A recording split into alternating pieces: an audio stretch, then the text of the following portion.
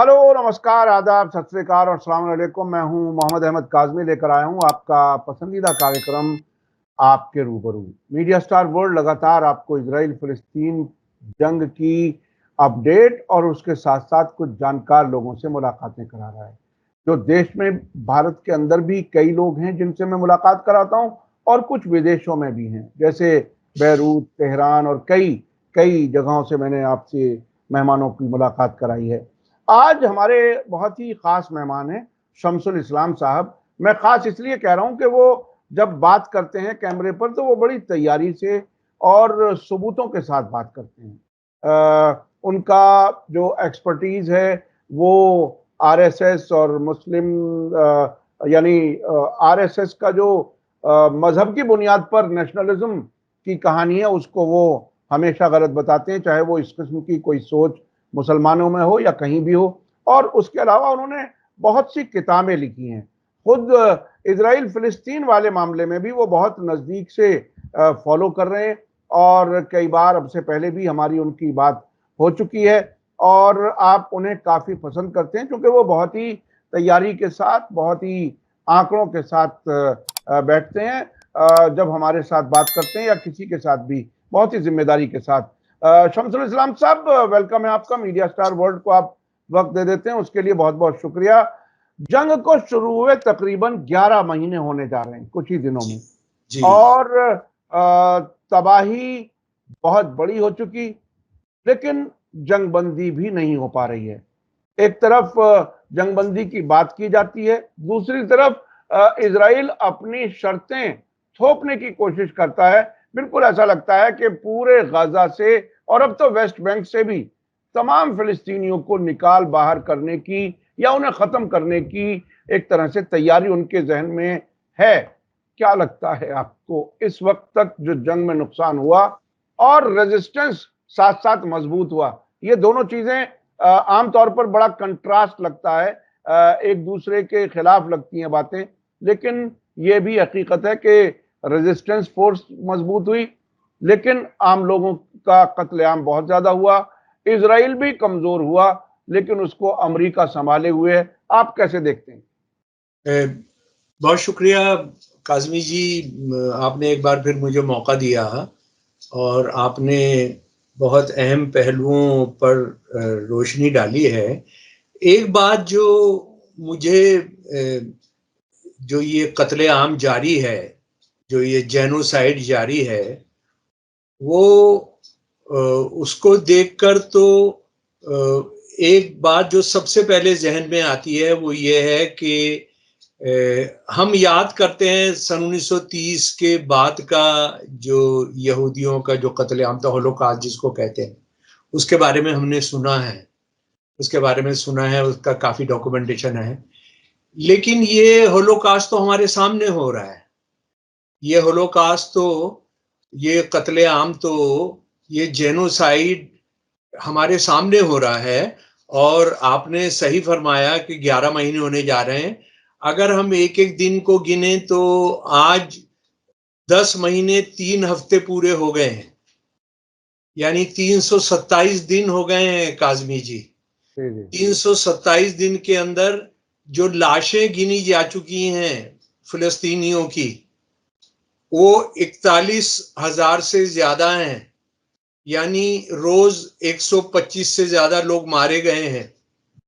और इजरायली जो कातिल हैं, जो हत्यारे हैं नेतन्याहू की तरफ से, और वहां की सेना के लोग और वहां के जो ज़ायनिस्ट जो मार रहे हैं ये कहकर के ये हमास के कैडर हैं, उनको उनको ये बात बिल्कुल वो भूल जाते हैं और छुपाते हैं कि जो ये लोग शहीद हुए, मैं इनको शहीद कहता हूं जनाब जी, ये इनमें 22% बच्चे हैं, 52%, माफ कीजिए, 52% बच्चे हैं और औरतें हैं। ये और इन बच्चों के अंदर 1 हफ्ते के बच्चे से लेके 2 साल 3 साल तक के बच्चों की एक बहुत बड़ी तादाद है। ये इस तरह के कत्ल हैं जिसमें एक एक खानदान के 28, 15, 25 लोग मारे जा चुके हैं। पिछले हफ्ते ही एक ही खानदान के 15 लोग शहीद किए गए हैं।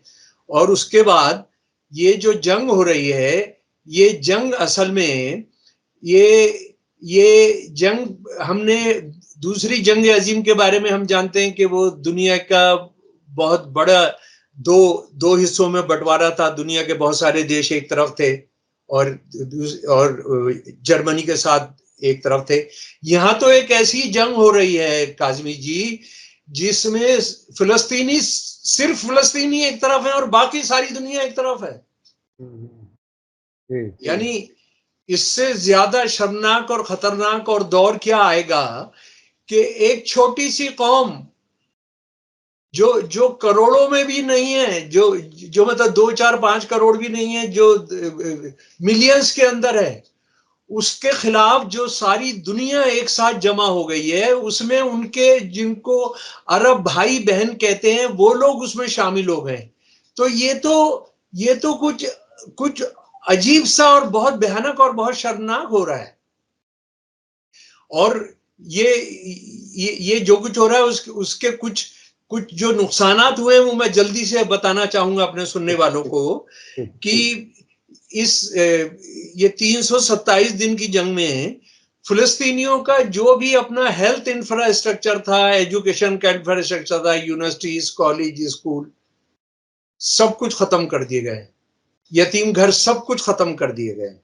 उसके बाद और वो एक बिल्कुल जिस तरह का सन 1940-42 के अंदर अकाल पड़ा था भारत के अंदर, हम वाकिफ हैं, हम दुनिया का एक बहुत बड़ा अकाल भारत के अंदर पड़ा था, बंगाल, उड़ीसा, बिहार के अंदर। ये उस तरह के हालात वहां पर पैदा हुए। ये 2024 के शुरू तक ही गाजा के आधे से ज्यादा मकान ढा दिए गए थे बमबारी करके, बुलडोजर्स के जरिए बम गिराकर। और ऐसे बमों का एक्सपेरिमेंट किया गया जिन बमों का एक्सपेरिमेंट सेकेंड वर्ल्ड वॉर में भी नहीं किया गया था। और ये यूनाइटेड नेशंस का कहना है कि जो तमाम बागात थे वहां पर, जो पेड़ थे, उसमें 1/3 बागात, 1/3 पेड़ों का नामो निशान नहीं रहा है गाजा के अंदर। और उसके बाद जो फिलिस्तीन एक पुरानी सभ्यता है, पुरानी सिविलाइजेशन है, दुनिया की सबसे पुरानी सिविलाइजेशंस में से एक है। वहां पर जो हजारों उसके सिंबल्स थे, उसकी बिल्डिंग्स थी, उसकी जगह थी, उसके गांव थे, वहां की नहरें थी, वहां के कुएं थे, वो सब खत्म कर दिए गए। यानी एक पूरी सिविलाइजेशन की हजारों साल की जो पूंजी थी उसको खत्म कर दिया गया। और 25 लाख के करीब लोगों को जिस तरह से काज़मी जी दौड़ाया जा रहा है, ऐसा सेकेंड वर्ल्ड वॉर के अंदर भी नहीं हुआ था। उनको आज कहते हैं वेस्ट में जाओ, वेस्ट से कहते हैं तुम सेंटर में जाओ, सेंटर से कहते हैं तुम ईस्ट में जाओ, ईस्ट से कहते हैं तुम अब साउथ में जाओ, साउथ से कहते हैं कि तुम अब किसी दूसरी जगह जाओ।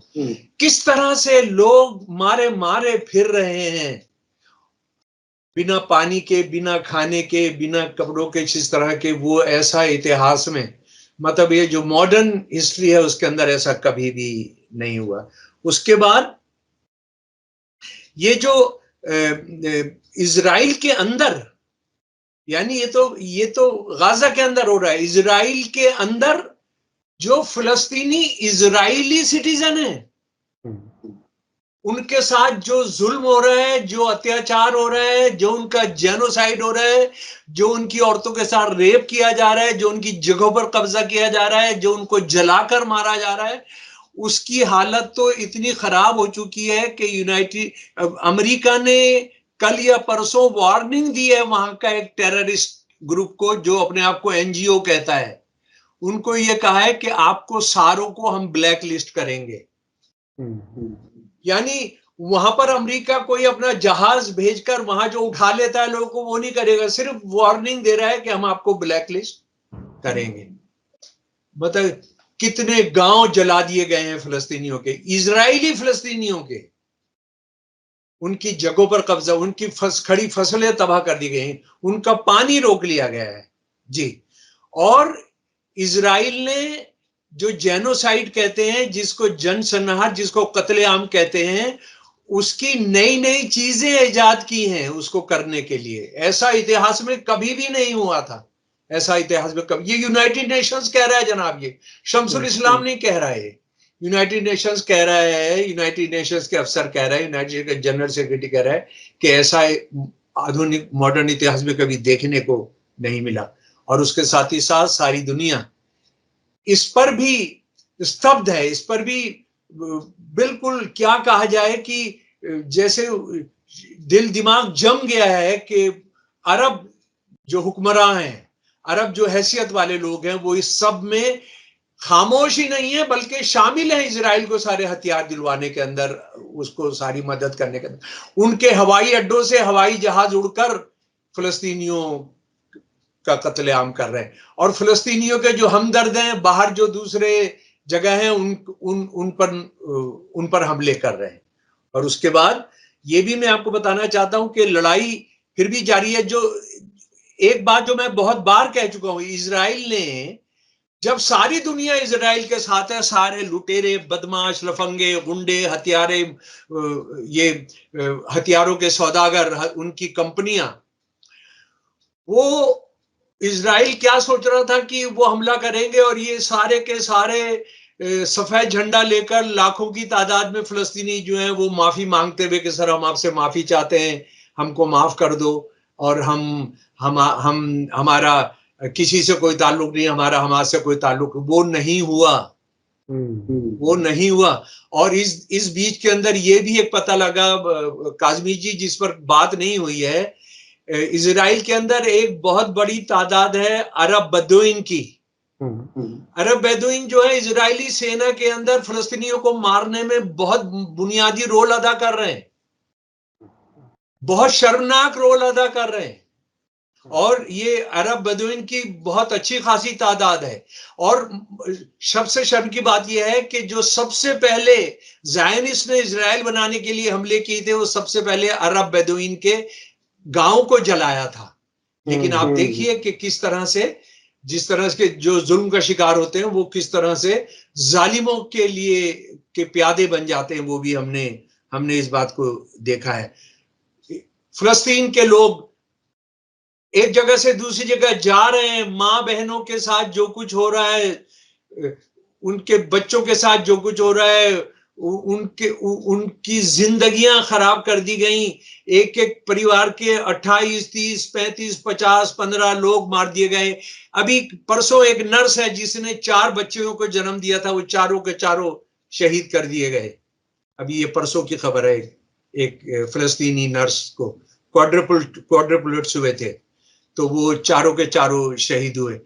उसके बावजूद आपको कहीं पर ये कि हम माफी मांगेंगे, हमें माफ कर दो, हमें इस तरह की कोई भी बात नहीं उठ रही है। और बल्कि दुनिया में भी विरोध हो रहा है।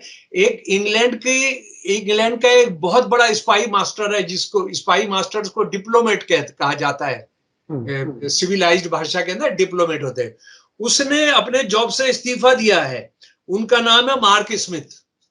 मार्क स्मिथ ने चिट्ठी लिखी है प्राइम मिनिस्टर को, जिसमें कहा है कि उन्होंने हर लेवल पर फॉरेन ऑफिस के अंदर इस बात को चिट्ठी लिखी है कि हम, इंग्लैंड जो है कत्लेआम में शामिल हो रहा है, सीधा हम सीधे कत्लेआम में शामिल हो रहे हैं, उनको हथियार दे रहे हैं।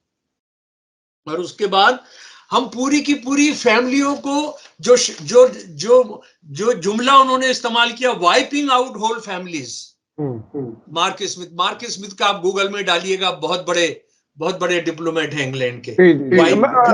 जी शमसुल इस्लाम साहब, मैं जरा बीच में आपको रोक करके एक वाकये की तरफ आपकी तवज्जो दिलाना चाहता हूं।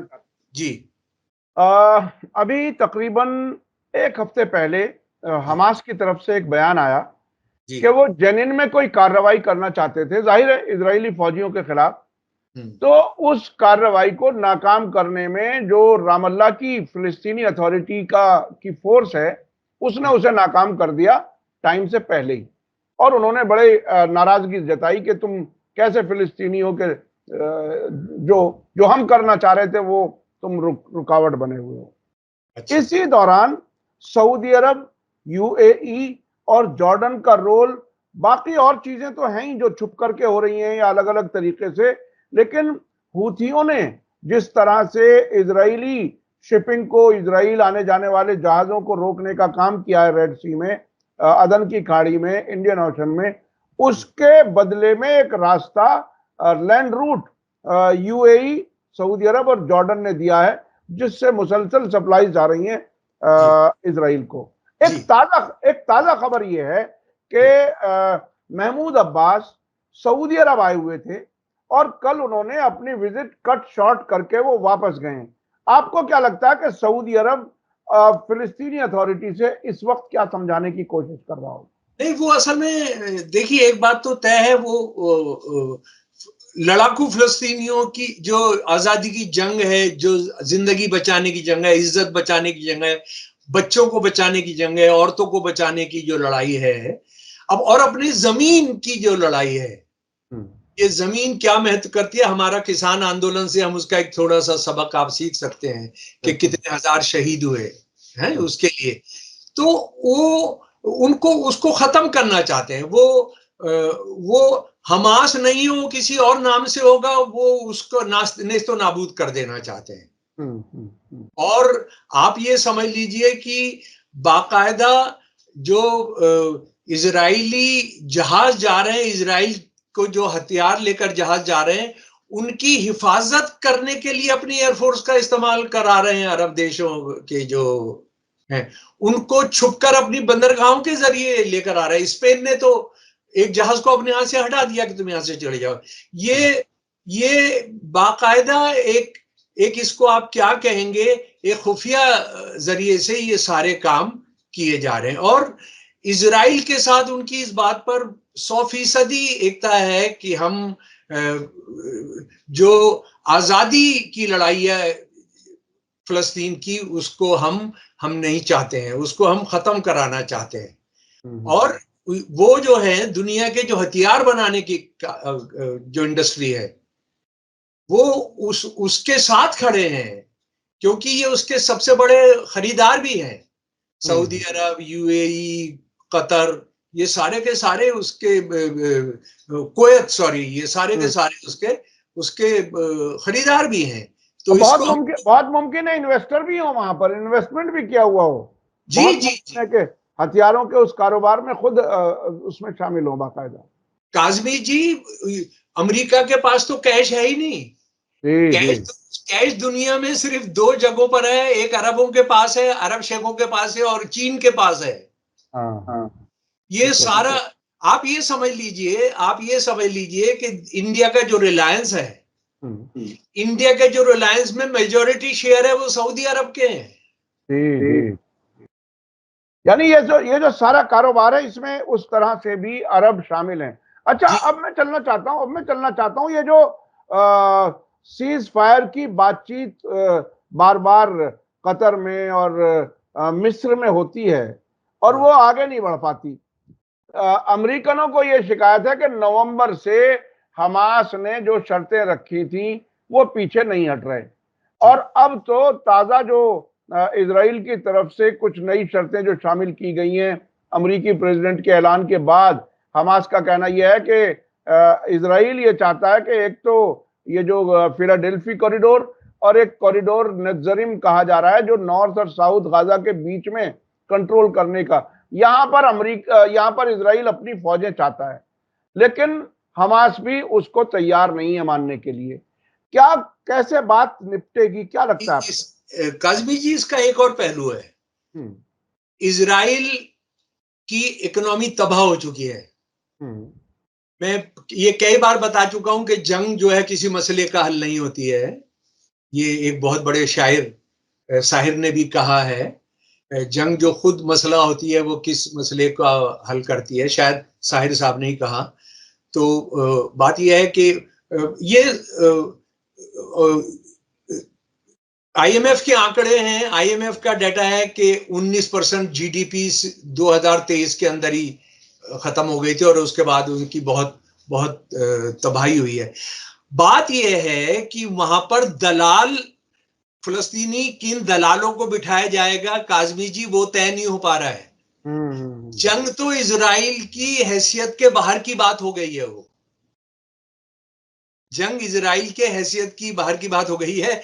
यानी अमेरिका और ये सब कितने पैसे लगाएंगे, कितने पैसे वहां गंवाएंगे, लगाना क्या है, वो गंवाना है। दलाल ये फिलिस्तीनी लड़ाई की कुव्वत है, उनकी शानदार एक लड़ाई की पहचान है कि दलाल कोई आ नहीं पा रहा है कि जी हम यहाँ पर राज चला लेंगे। अल फतेह के भी जो लोग हैं वो भी तैयार नहीं हो रहे हैं। उनको भी जो है, उनको पता है कि वो कुछ नहीं कर पाएंगे। वो भी तैयार नहीं हुआ। उसके अलावा मिस्र का भी एक बार जिक्र हुआ था कि सीआईए के डायरेक्टर ने मिस्र से कहा था कि आप इसको मैनेज कर लो, वो भी नहीं हो पा रहा है। तो वो कोई रास्ता बन नहीं रहा। तो अभी इसलिए नहीं रहा कि जिन लोगों ने ये सब सहा है, जिन लोगों ने इसे बर्दाश्त किया, उसके बाद भी लड़ रहे हैं फिलिस्तीनी, वो उन सबको छोड़ेंगे। और उसके बाद काज़मी जी, एक और बात मैं बताना चाहता हूं, पता नहीं उस पर चर्चा क्यों नहीं हुई। दिल्ली के अंदर एक कॉन्फ्रेंस हुई जिसके अंदर जो पार्लियामेंटेरियन ग्रुप अल-कुद्स है, और उसके अंदर पहली बार, यानी मुझे ताज्जुब भी है और उसके बारे में सोचना पड़ेगा कि ये सब कैसे मोदी की सरकार ने इजाजत दी, लेकिन ये हुआ कि जहां पर आप फिलिस्तीन का झंडा लेकर नहीं निकल सकते हैं और उस पर आपको उम्र कैद की सजा भी हो सकती है, आप गोली से भी मारे जा सकते हैं। उसमें केसी त्यागी जो जेडीयू के जनरल सेक्रेटरी हैं, राज्यसभा के एमपी हैं जावेद अली खान जेडीयू के, उसके बाद मोहिउद्दीन नदवी हैं, ये राष्ट्रवादी समाजवादी पार्टी के थे, उसके बाद मोहम्मद अदीब साहब हैं, फिर आपके एमपी संजय सिंह जो बहुत एक्टिव हैं फिलिस्तीन के हक में, आप एमएलए पंकज पुष्कर, इन लोगों ने कॉन्फ्रेंस की और सरकार से जो डिमांड की है, मैं उसका हिंदुस्तानी में तर्जुमा कर बता दूं जनाब। जी बिल्कुल बिल्कुल बिल्कुल, बहुत जरूरी है। हम नीचे दस्तखत करने वाले बहुत साफ रूप से ज़ायनी आक्रमण और इजराइल द्वारा फिलिस्तीनी लोगों के खुले कत्लेआम की निंदा करते हैं। यह क्रूर हमला न केवल मानवता का अपमान है, बल्कि अंतरराष्ट्रीय कानून और न्याय और शांति के सिद्धांतों का घोर उल्लंघन भी है। और इस वक्तव्य में केंद्र से इजराइल को हथियारों और गोला बारूद की आपूर्ति बंद करने का आग्रह करते हुए कहा, एक ऐसे राष्ट्र के रूप में जिसने हमेशा न्याय और मानव अधिकारों का समर्थन किया है, भारत जेनोसाइड में शामिल नहीं हो सकता है। और इस स्टेटमेंट के अंदर अटल बिहारी वाजपेयी और गांधी जी का जिक्र किया गया है कि उन्होंने भी फिलिस्तीन को मदद की थी। तो आप देखिए कि एक बात बिल्कुल तय हो गई है कि भारत बड़े पैमाने पर हथियार दे रहा है, भारत बड़े पैमाने पर हथियार दे रहा है। और ये कैसे मुमकिन है कि दुनिया का जो सबसे बड़ा दुनिया की सबसे बड़ी जमहूरियत है, जो गांधी, जिसको मोदी जी भी कहते रहते हैं कि गौतम का देश है, बुद्धा का देश है, गांधी का देश है, जी कबीर का देश है, गुरुओं का देश है, वो हथियार दे रहे हैं कत्लेआम के लिए। तो इससे कितनी स्थिति भारत की मोदी सरकार कहां इस देश को लेकर आ गई है, वो उसको जानकर बहुत दुख और शर्म आ रही है काज़मी जी। ये वैसे बहुत ही दिलचस्प बात है कि नई दिल्ली में कोई एक मीटिंग हो और ज़ायनिज्म, जो आरएसएस की बहुत ही सगी बहन कहा जा सकता है, उसके खिलाफ कोई एक रेजोल्यूशन पास किया गया हो और सरकार से मांग की गई हो कि हथियार देना बंद करें। ये बहुत ही एक शायद ये एक हल्की सी वैरायटी के तौर पर ये हो गया, नहीं तो इसके तो उम्मीद नहीं थी हमें। वैरायटी ही नहीं, मोदी की भी समझ में आ रहा है कि नेतन्याहू हारेगा। ये देखिए, मोदी की मर्जी के बिना तो हो नहीं सकता ये। ये आरएसएस की ये जो डवाल है उसकी मर्जी के बिना हो नहीं सकता है। बिल्कुल बिल्कुल। ये होम मिनिस्टर की मर्जी के बिना हो नहीं सकता है। आप फलस्तीन का झंडा नहीं घर पे लहरा सकते हैं, जुलूस में लेके जा सकते हैं, वहां ये हो गया। इसका मतलब क्या है? इसका मतलब ये है कि मोदी को भी ये बात समझ में आ रहा है कि नेतन्याहू जो है उसकी हार, यानी गिरता हुआ दरख्त है, उसके साथ अब खड़े होना शायद बहुत ज्यादा मुमकिन नहीं। अच्छा, एक इस बीच में एक बड़ी खबर और आई है। इजराइल में इंटरनल सिक्योरिटी मिनिस्टर इतामर बिन गवीर, वो पिछले हफ्ते फिर कुछ जायनिस्ट यहूदियों को लेकर के गए जो हजारों की तादाद में थे मस्जिद अल अक्सा। वहां उन्होंने उनको इबादत कराई और ये कहा कि ये इनका हक है। स्टेटस को की बात कहते हैं खुद नेतन्याहू के वहां सिर्फ मुसलमानों को इबादत की का हक है। अब उन्होंने एक नई बात कह दी कि यहाँ यहूदियों का सिनेगोग बनाया जाएगा और उसके लिए हम तैयारी कर रहे हैं। उस पर रिएक्शन बहुत तरफ से आया, लेकिन आखिर इस सब का मकसद क्या हो सकता है? जब इजराइल खुद जंग में फंसा हुआ है, वो अपनी प्रॉब्लम बढ़ाएगा या ये शिद्दत पसंद या तो पूरी तरह से तबाह करेंगे या पूरी तरह से ये कामयाब होने की ख्वाब देख रहे हैं? क्या है ये? नहीं, पूरी तरह से तबाह होंगे। और उसके साथ जो पिछले 9 महीने में उन्होंने नहीं किया था, पिछले 3 हफ्तों में कुरान पाक की जिल्दें जलाई जा रही हैं। ये 9 महीने में नहीं हुआ था। ये बाकायदा कुरान पाक की जिल्दें जो है उसको बाकायदा ऐलान करके जलाया जा रहा है। जी। तो इसके बाद भी जो अपने आप को इस्लाम के सबरा, जो अपने आप को कहते हैं कि हाजमीन शरीफ के हम जो है रखवाले हैं, उनको शर्म नहीं आ रही है। वो असल में जो ज़ायनिज्म है, ज़ायनिज्म और मौत, फाशिज्म और मौत, हिंदुत्व और मौत एक ही सिक्के के दो पहलू हैं। ये इनकी इनकी इनकी इनकी जीत तो क्या चीज होती है? ये सिर्फ तबाही और मौत लेकर आते हैं। आपने और इसमें शायद मुसलमानों वाला ज़ायनिज्म भी अगर ऐड कर दिया जाए तो वो भी ये बिल्कुल वही, बिल्कुल जी, बिल्कुल वो भी मौत के सौदागर ही हैं एक तरह। बिल्कुल बिल्कुल जी। हथियारों की इंडस्ट्री के सबसे बड़े फाइनेंसर जो हैं ये अरब शेख हैं। जी। अच्छा, अभी आपको क्या लगता है, क्या भारत में वाकई कोई रिकंसिडरेशन की गुंजाइश है? जैसा कि आपने कहा कि ये कॉन्फ्रेंस हुई बगैर इनकी मर्जी के नहीं हो सकती, आगे क्या कोई तब्दीली की कोई उम्मीद लगती है क्या? हालात बदल रहे हैं, हालात बदल रहे हैं और हालात इसके बावजूद बदल रहे हैं कि डेमोक्रेटिक पार्टी की जो कांग्रेस हुई 4 दिन की, उसमें फिलिस्तीन की तरफ से कोई बयान रखने पर पाबंदी लगा दी गई। लेकिन सारी दुनिया में फिलिस्तीन के हक में हालात इस्तवार हो रहे हैं। हालात जो हैं फिलिस्तीन के लिए, लोग पूरे यूरोप के जो हुक्मरान हैं बहुत सारी जगहों के, और ये सब, आप फ्रांस का जो क्रिमिनल है वो प्रेसिडेंट मैक्रोन, उसका भी आप देखेंगे कि वो हिला हुआ है। वो हिला हुआ है। कनाडा का जो है वो हिला हुआ है। वो उस तरह से जो इजराइल के साथ थे वो उस तरह से नहीं है। अच्छा, चलते चलते देखिए, ये जो अक्टूबर में हुआ, 7 अक्टूबर को, और उसके बाद ये इतनी लंबी जंग, और अभी नहीं मालूम कब तक चलेगी, जिसमें अमेरिका, उसके दोस्त मुल्क, खुद इजराइल, ये सब हिले हुए हैं पूरी तरह से।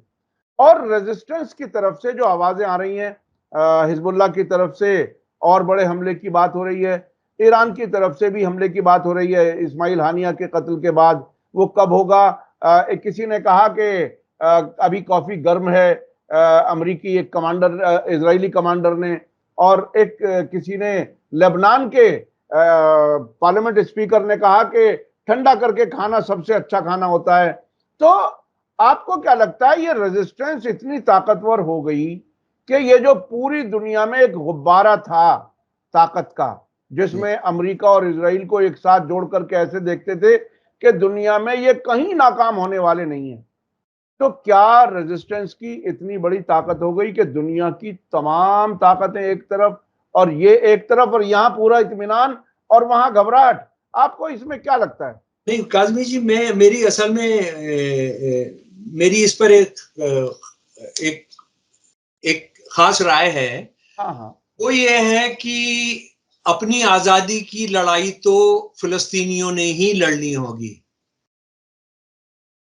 मतलब देखिए, हम और फिलिस्तीनियों ने इस बात की परवाह किए बिना कि कोई आएगा नहीं आएगा, हुती आएंगे नहीं आएंगे, ये फिलिस्तीनियों को बहुत बदनाम करने के लिए भी हो रहा है कि ये तो ईरान की जंग लड़ रहे हैं, ये हुतीस की लड़ रहे हैं, या ये शियास की जंग लड़ रहे हैं।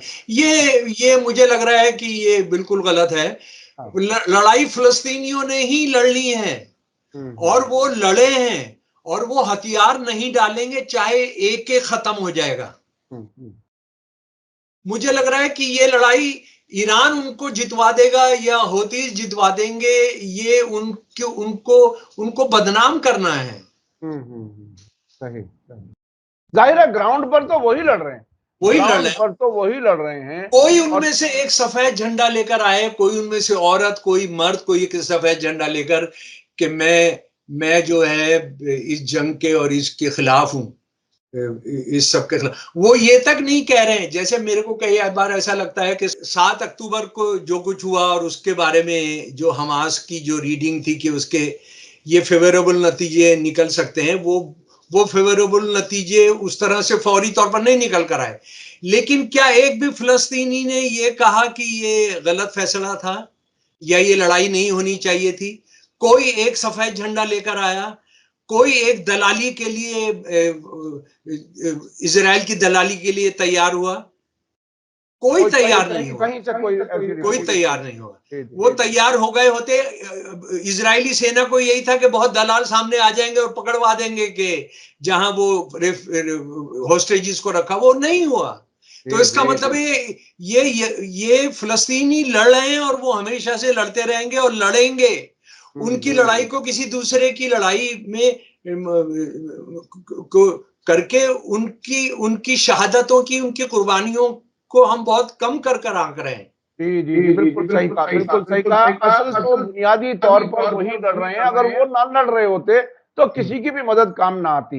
ये बिल्कुल यकीन के साथ कहा जा सकता है। बहुत बहुत शुक्रिया, बहुत बहुत शुक्रिया जनाब शमसुल इस्लाम साहब, आपने हमें वक्त दिया।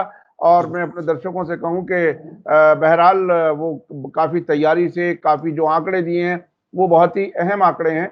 और आपको ये वीडियो कैसी लगी आप जरूर कमेंट्स में लिखें।